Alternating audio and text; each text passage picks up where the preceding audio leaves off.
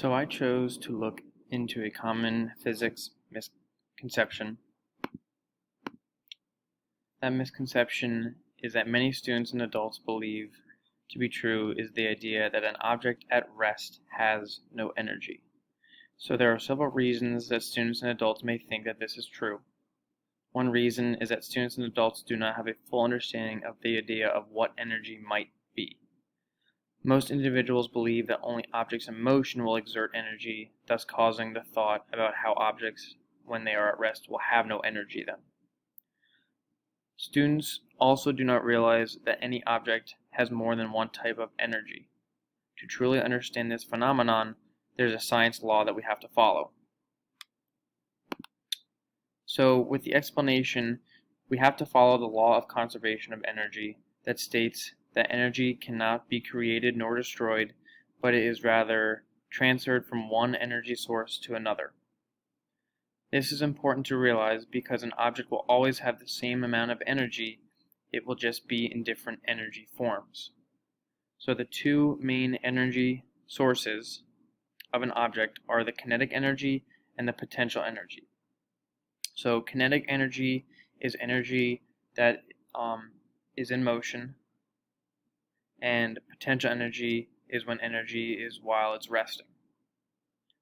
So when an object is at rest, there is more potential energy with very little kinetic energy until that object is beginning to move, causing that transfer of energy. When the object is in motion, it's going to then have more kinetic energy and very little potential energy until that object is beginning to slow down again. Potential energy also has what is known as gravitational potential energy, in which that is the energy that is stored in an object as a result of its vertical position or height. So if the object is moved from its resting position to a higher position. So when it's at a higher position, there's more gravitational potential energy in this circumstance.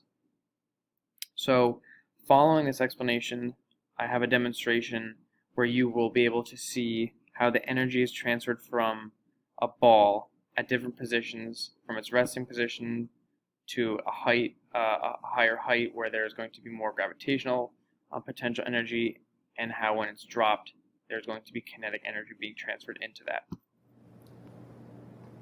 This ball right now has two types of energy. It has full potential energy and it has zero kinetic energy. When I lift this ball, it will gain more potential energy known as gravitational potential energy. So when I lift it, it now has more gravitational potential energy because I'm transferring my energy from my body to this ball to have more potential energy. Now, what's going to happen is this potential energy will then transfer into kinetic energy when I drop it. So when I drop it, the kinetic energy is going to increase, the potential energy is going to decrease, and then vice versa. So as the ball begins to slow down again, the kinetic energy will decrease and the potential energy will increase once it hits the floor and stops. Let's take a look. So it's bouncing, it continues to bounce, and it's slowing down until the kinetic energy is decreased to zero, and now with the ball on the ground, it has full